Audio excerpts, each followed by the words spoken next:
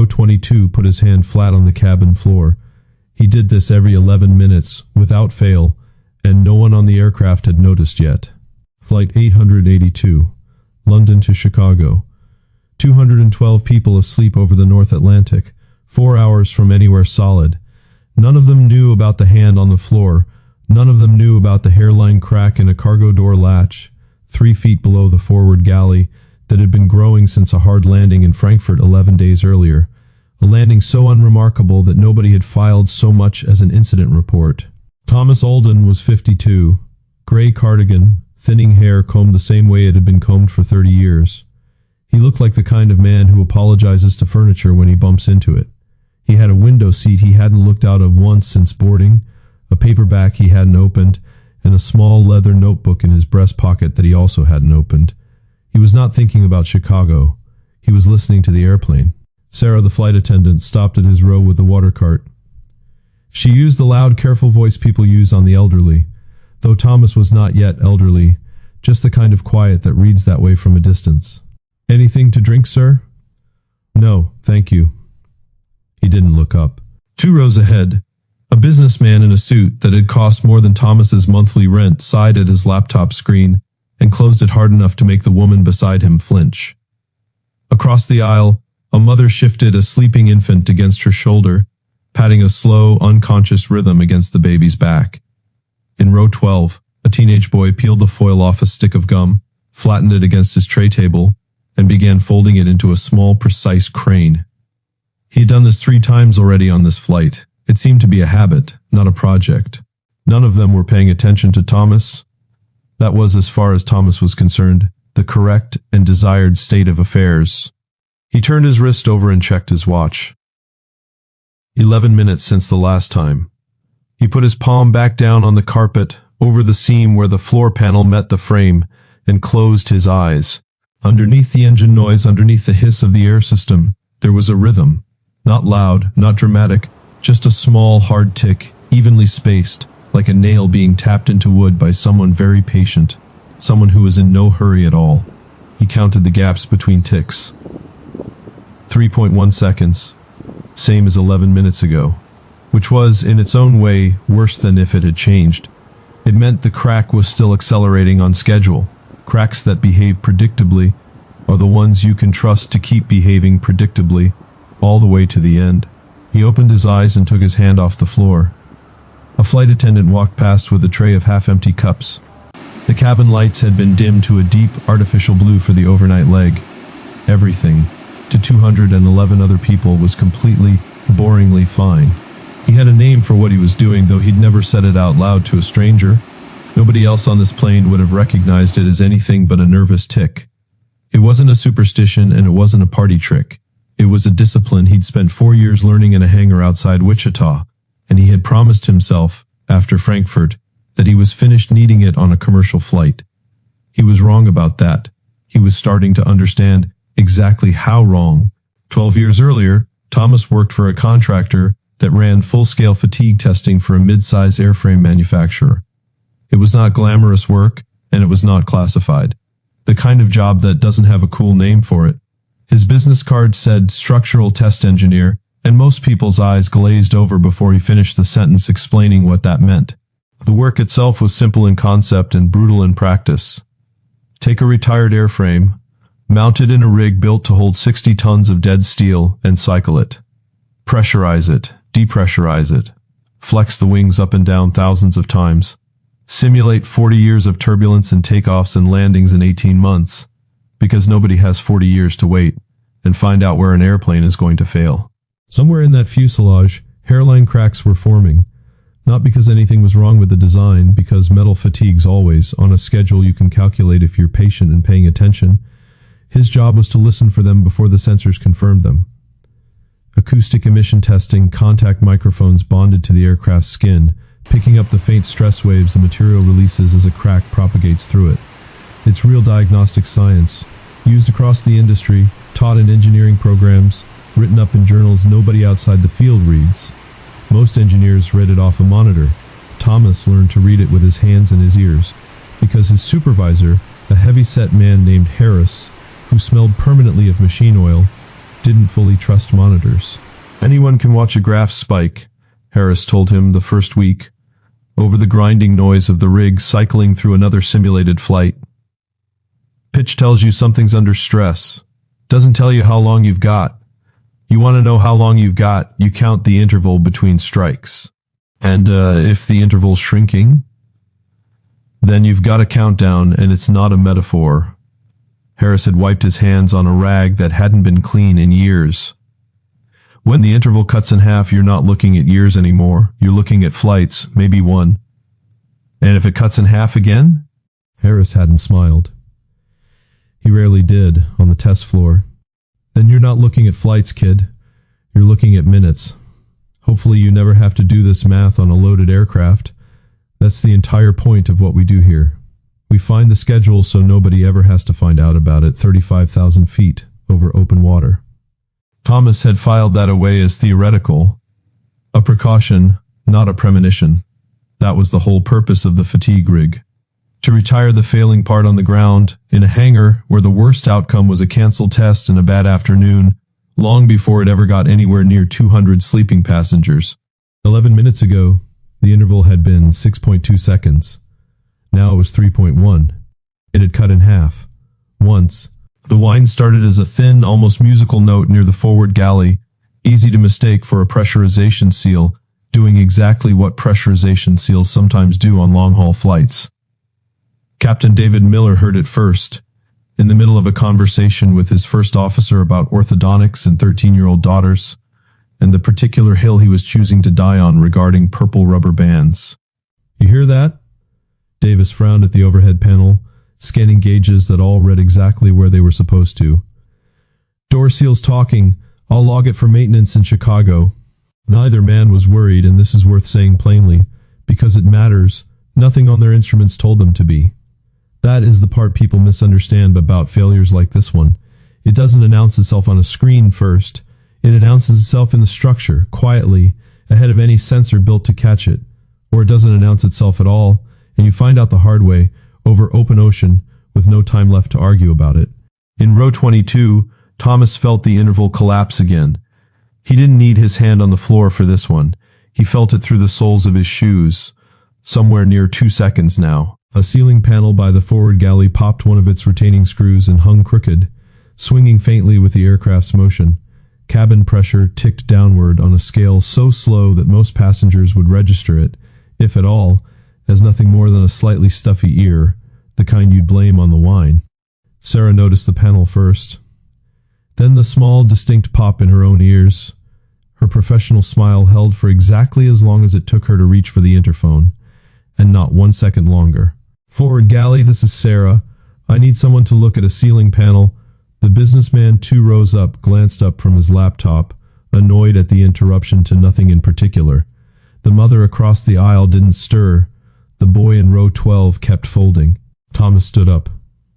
This is the part he'd rehearsed in his head more times than he could count, without ever really expecting to need it.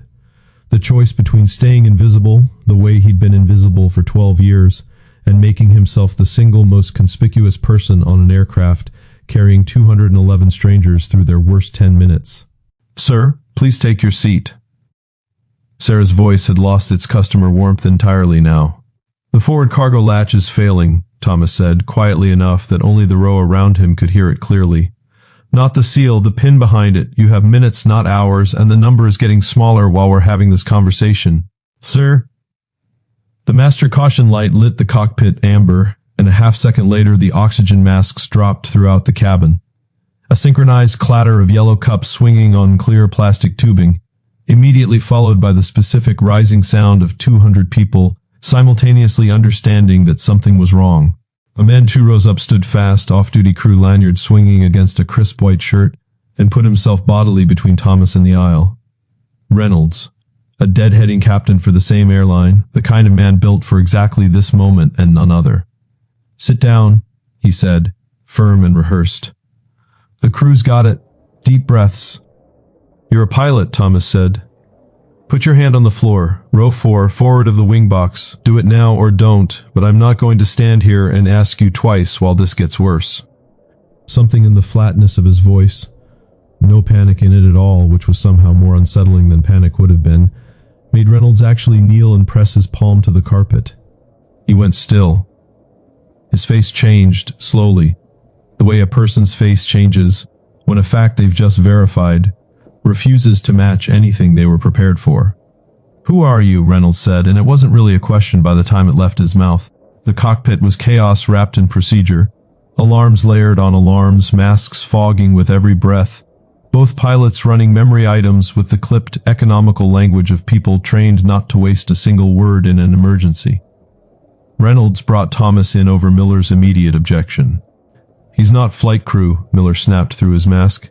"Get him out of here." "He knew about the latch before it hit your board," Reynolds said. "Give him 30 seconds. If he's wrong, I'll drag him out myself." Thomas grabbed a spare headset off the jump seat and plugged into the auxiliary jack behind the center pedestal. The vibration here was worse, closer to the source, a hard mechanical stutter he could feel in his back teeth. "Don't dive," he said.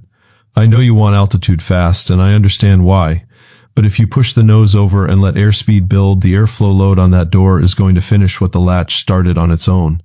It'll tear the rest of the way." "If we don't get down, people run out of oxygen," Davis fired back, eyes locked on the descent rate. "Different problem needs a different fix," Thomas said. "You need altitude loss without airspeed gain. Pull power to idle, hold your pitch, and use drag to bring the rate down instead of speed.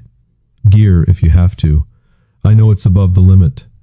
Right now, a torn gear door is a survivable problem. A torn cargo door at speed is not." Miller's jaw worked once, hard.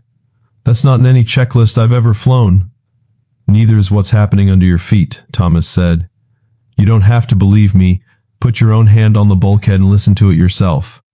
There was a half second where absolutely nobody moved, the alarms filling the silence between them. Then Miller eased the yoke back instead of forward, holding altitude while the idle engines began bleeding the aircraft's speed down through the 200s. 280, Davis called out, voice tight. "Hold," Thomas said, palm flat against the cold aluminum wall, counting under his breath. 275. And then, without warning, a second sound joined the first. A sharper, higher crack, offset from the rhythm Thomas had been tracking for the last 40 minutes. A different point of failure. Forward of the first, waking up under the added stress of the slowed, nose-high attitude. Thomas's stomach dropped in a way that had nothing to do with altitude. "There's a second latch going. Forward of the first. It wasn't there 10 minutes ago." "You said gear," Davis snapped. "You didn't say a second failure." "I didn't know about a second failure 10 minutes ago," Thomas said, and for the first time his voice lost some of its flatness. "It's new. It doesn't change the fix, it changes the timeline. We don't have room to hesitate on the gear call anymore now. Do it now." Miller didn't ask a follow-up question. He pulled the lever. The gear tore into the airstream with a violent, grinding shudder that ran the length of the fuselage, and the aircraft's speed dropped hard, the whole frame juddering under the sudden drag. Everyone in the cockpit was thrown forward against their harnesses. 3 green, Davis said, breathless. "Speeds holding. Descent rates 4,000 a minute." Thomas kept his hand pressed to the wall, eyes shut, filtering out the alarms, the wind noise, the 2 men breathing hard through their masks beside him. He was listening for both rhythms now, the old one and the new one. The old one stretched back out. 3 seconds, 4, the new one held, ragged but not accelerating. "They're both slowing," he said. "Keep the speed exactly where it is. Don't touch anything." They dropped through the weather like something being poured out of the sky. Hail hammering the windshield in bursts. Lightning turning the cockpit white and black in violent, stuttering flashes. Nobody spoke except Davis, calling altitudes in a voice that had gone completely flat with concentration, the way voices do when a person has run out of spare capacity for anything but the numbers. 15,000, 14. Miller's hands were steady on the yoke in a way that suggested every ounce of the fear in the cockpit had been rerouted somewhere else entirely, somewhere useful. 10,000, masks off. Miller ripped his off first and took one long breath of unpressurized, ordinary, freezing air, like a man surfacing from underwater. "Gander's dead ahead," Reynolds said, watching a faint scatter of amber lights rise out of the black water below. "SciQX, you have runway, Dave." The approach that followed was quiet in a way that felt almost obscene after the noise of the descent. The specific quiet of everyone in the cockpit understanding, without needing to say it aloud, exactly how much was still riding on the next 90 seconds. A damaged airframe, 2 compromised latches, a runway they'd never seen except on a chart. 500 feet, 400, 300. Thomas kept listening. Both intervals held steady, ragged, alive, but holding. 50, 40, 30. The main gear slammed into the runway hard enough to jolt teeth, bounced once, and slammed down again. Reversers roared to full power. Brakes glowed dull cherry red in the dark, visible even through the small cockpit windows, and the aircraft dragged itself down to a stop with the nose wheel resting a few feet short of the grass overrun. Miller cut the fuel switches. The turbine whine wound down second by second into an auxiliary power hum, and then into something close to silence. Nobody spoke for almost a full minute. Nobody moved. It was, Thomas thought distantly, the loudest silence he had ever sat inside of. In the cabin, the boy in row 12 had spent the entire descent folding gum wrappers into paper cranes, hands shaking harder with every one, until he had 4 of them lined up in a neat row on his tray table. He left every single one behind when he went down the emergency slide, because by then his hands were shaking too hard to carry anything at all, and it didn't occur to him until much later, standing on the tarmac in a thermal blanket, that he hadn't even thought to try. Sarah found Thomas near the exit as the last of the passengers cleared out into the freezing Newfoundland night. Her composure, which had held through the entire descent with a kind of professional discipline Thomas privately admired, had finally cracked somewhere over Gander and hadn't come back yet.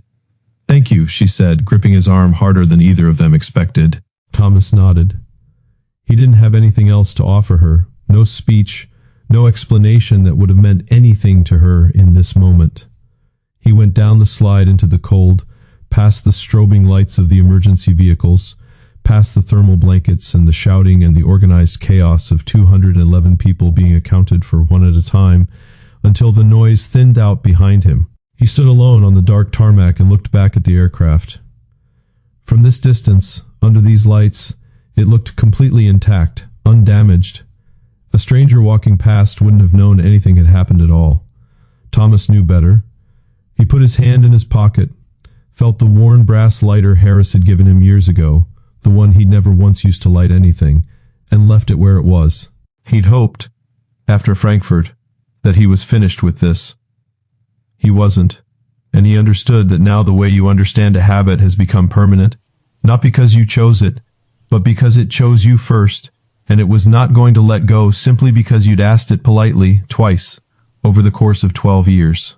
He walked toward the terminal lights, and for the first time in 11 years, he left his hand off the floor.